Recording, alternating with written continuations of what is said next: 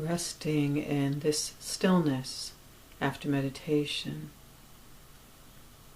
Allow your mind to rest in gratitude.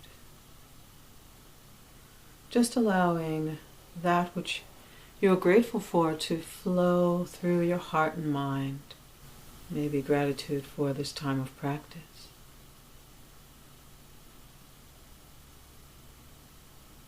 For your community. Whatever it is for you. And then open your heart even wider and offer blessing and healing words for people around the world, beginning with yourself and those in your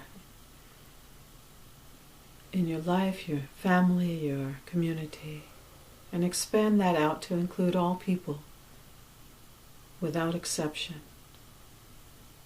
across the world.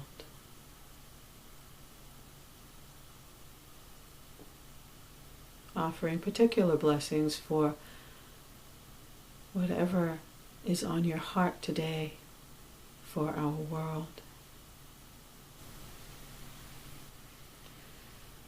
Feel yourself fully present in mind and body,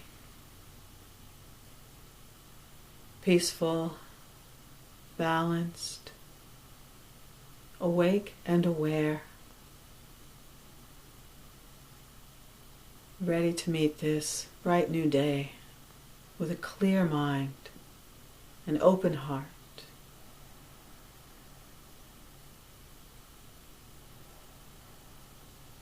Let's chant Om and conclude our time of meditation.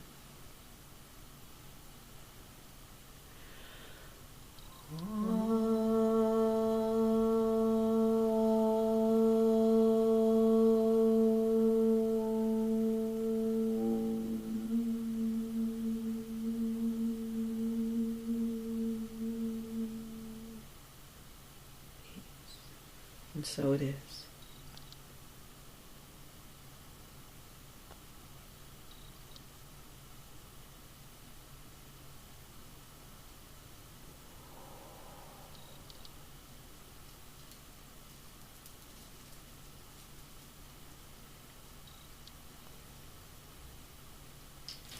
We've cultivated in these 30 minutes of meditation the right mind for study. Hopefully your thoughts are quiet and you feel like you can absorb some wisdom from the inside and from the outside. Hopefully you feel your inner teacher is wide awake. So I offer some teachings from the Yoga Sutra as we begin Book 2 on practical yoga, or Kriya Yoga, the actions that support yoga.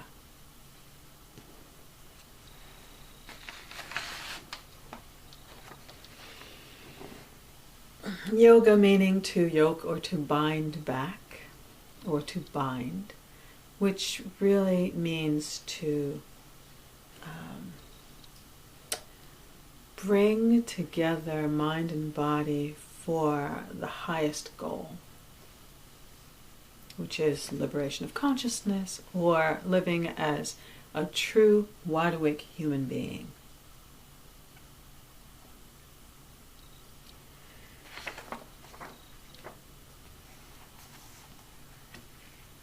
Book 2 begins with describing what the purpose of the practice of yoga is. In the one book that we use that is commentary by a woman, Barbara Stoller-Miller, Yoga, the Discipline of Freedom, she translates the first sutra in Book 2 as the active performance of yoga involves aesthetic practice, study of sacred lore, and dedication to the Lord of Yoga.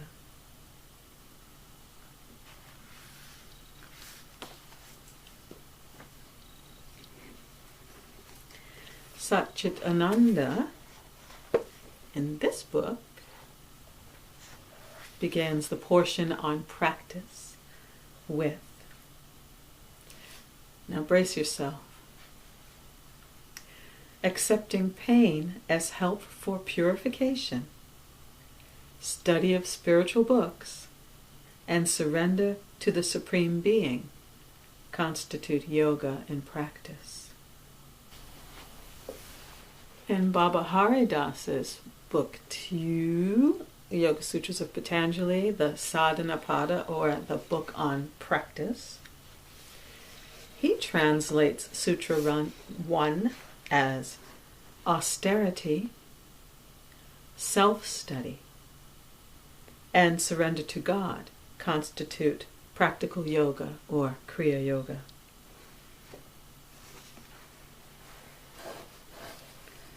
My. And in the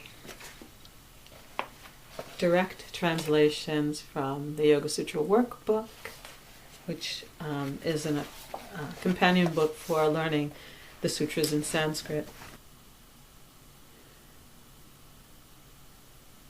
Tapa, Swadhyayeshvara, Pranidhani Kriya Yoga is the Sanskrit. Tapa is translated as intensity or fire in spiritual practice. Swadhyaya is one's own personal study or learning sacred teachings for oneself or application of mantra. The next word in that, which is Ishvara, is the omniscient self, the seer, the teacher, or God within.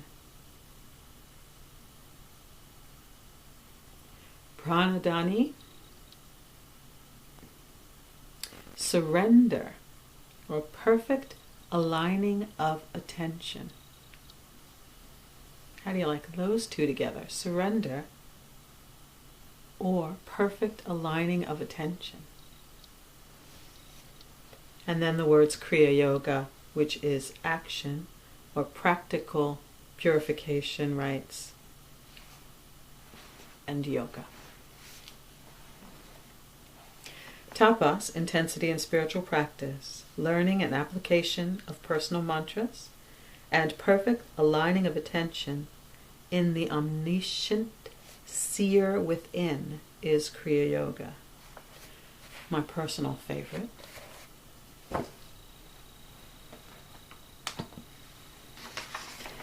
So, the daily life of a practitioner of these teachings of higher consciousness begins with purifying practices of meditation. And I always say, but it really gets going when we have to apply what we've learned in life, when we go out of our door or we begin acting in the world, is when we apply the teachings.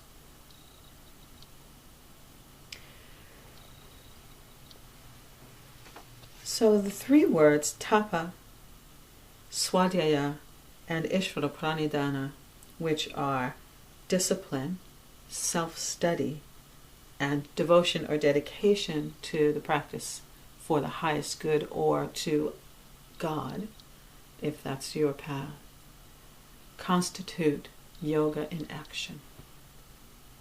So, let's go one by one.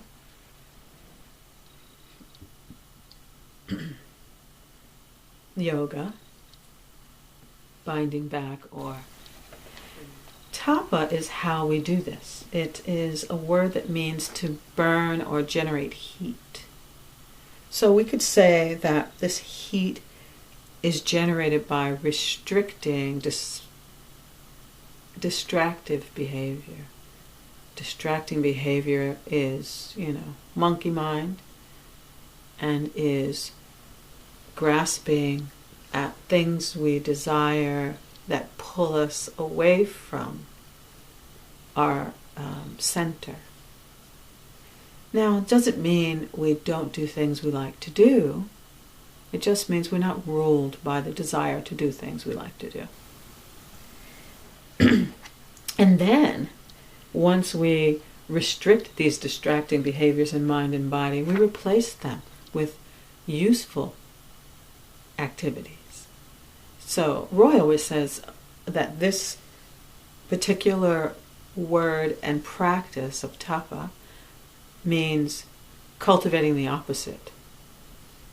So if we have a distracting behavior, we cultivate or practice its opposite, so that one, we restrict the behavior, and two, we replace it with a constructive behavior that we can then develop as a habit.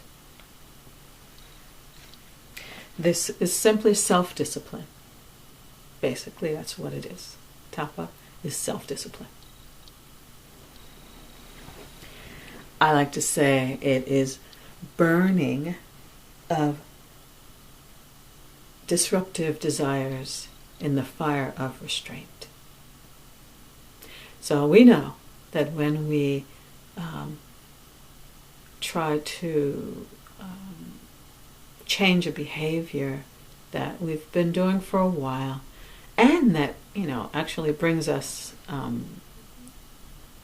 satisfaction in some way, even if it's not ultimately useful. Whatever we do, we always do it because we get some form of satisfaction, or we wouldn't keep doing it. Restricting that sometimes causes things like anger, frustration, sometimes the symptoms of withdrawal, depending on what it is, and sometimes even, if it isn't even something chemical that we put in our body does a little chemical dance when it desires or receives that which brings us pleasure or satisfaction, and then we have to work with that. And that's always tricky because, we don't feel like always that we can associate these habits with symptoms of addiction. But sometimes we can, and we're like, why am I so pissed off? Right? Well, because I'm deeply working with restricting something that my ego wants to do. Mm-hmm. Right? So that is where the fire comes from. And, we can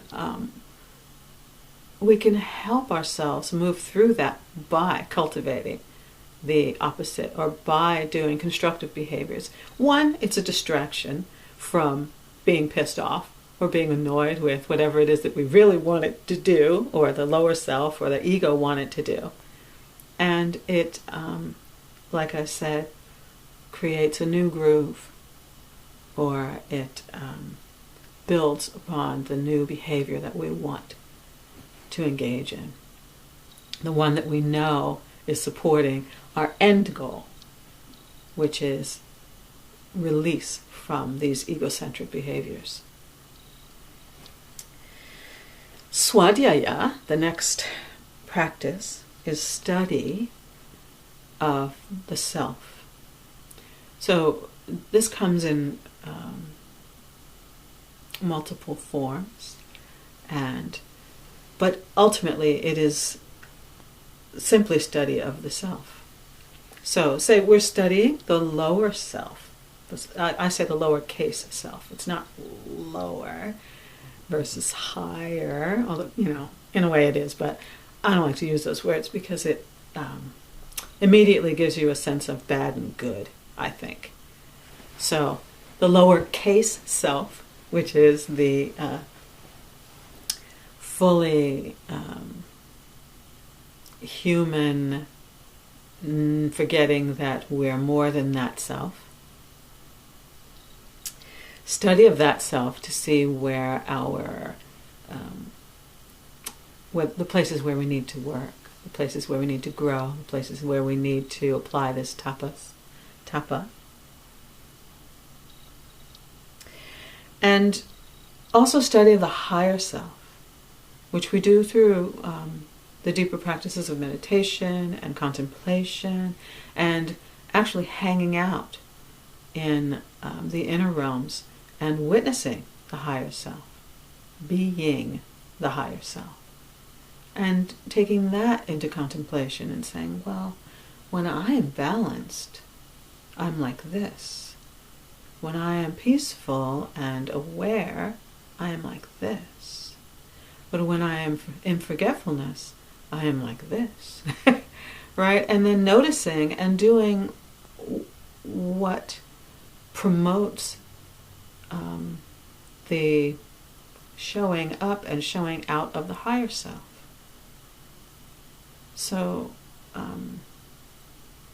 self-study includes studying these teachings because they help us to understand the self through how the mind works, through how desire and thwarted desire show up, right? So that's the uppercase self-study. Ultimately, it is self-reflection really promotes this self-study and is a way to enter into this self-study. I like to think of self-reflection as exactly what it says, looking deeply into the self as if in a mirror and seeing what we see. Mirror actually doesn't change anything, it just shows you exactly what's there. So, self-reflection.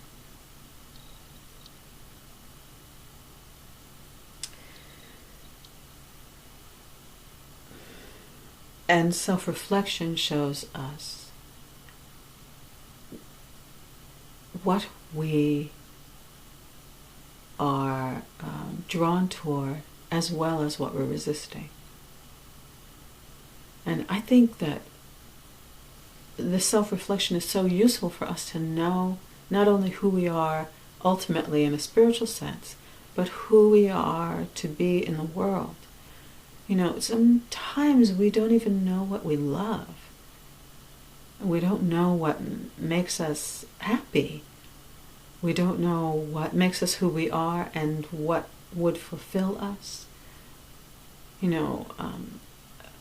Many of us get engaged in worldly activity of, parenting or schooling, leading us toward a particular vocation, or being instructed by our parents or our parents' parents or, our family members in who we are meant to be. And we never step back and take the time to discover who we actually are, who we came in this world to be.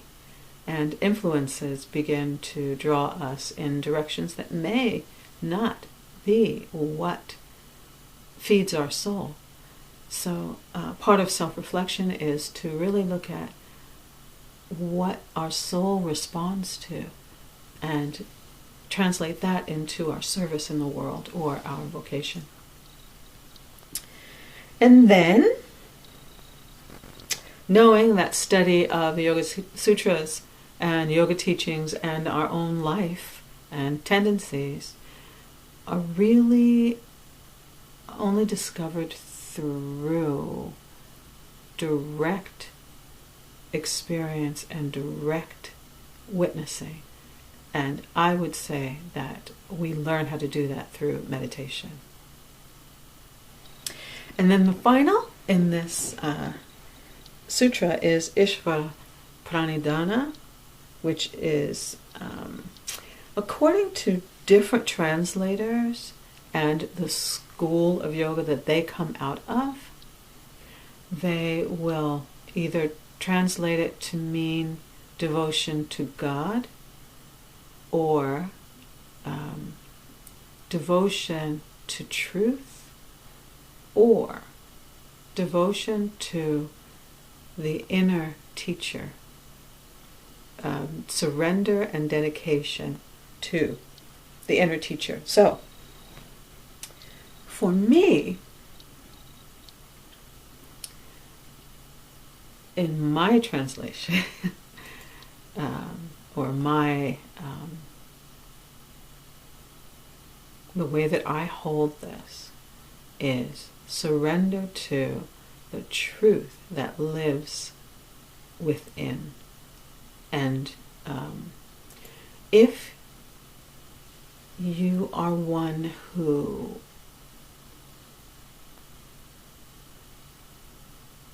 resonates with the concept of God strongly, and that is a guiding principle in your spiritual practice, then this portion of the sutra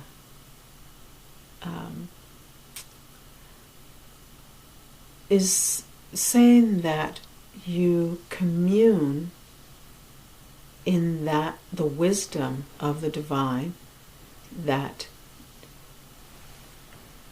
is at once within and without.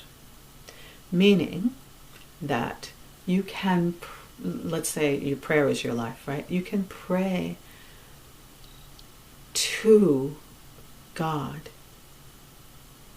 and you are praying in and through God. You are touching into that place within you where God lives. Do you get that? It's so it doesn't end with, my God, I pray to thee. It evolves through our understanding of what this God is, till you come closer and closer to your understanding of God, until suddenly you're so close that you realize you've flipped and God is inside. Do you get that? So we can do this. We can do this, and we do this. And this is how the great sages and saints and master teachers and all can say that they are in God, or they are one with God. And that is how I see it, is that we just come closer and closer and closer until there's no distance between us and this concept that is God. So I don't find that there is any conflict with using the concept or term God in this particular passage for people who don't walk that path, because if your view is that this whole thing is happening inside us anyway, then consider yourself beyond the point of needing to have God outside. Not that it's a bad thing either, because it doesn't matter. It matters about your devotion and your surrender to the guiding principle in the universe, which can be seen in many ways by humans from all walks of life. But there is a guiding principle that is the source of consciousness, is the source of all things. And that is what we seek to not understand with the mind, but to know with our entire self. So, Patanjali offers this as the portion on practice, and it begins with knowing that we enter into our practice through self-discipline, self-study, and surrender to the guiding principle of life, which can also be seen as dharma. Dharma is the way of things. Also, you could say it's also the Tao, the way of things. There's a natural guiding principle, and we surrender to that and do what aligns with that. So Patanjali begins here and then goes into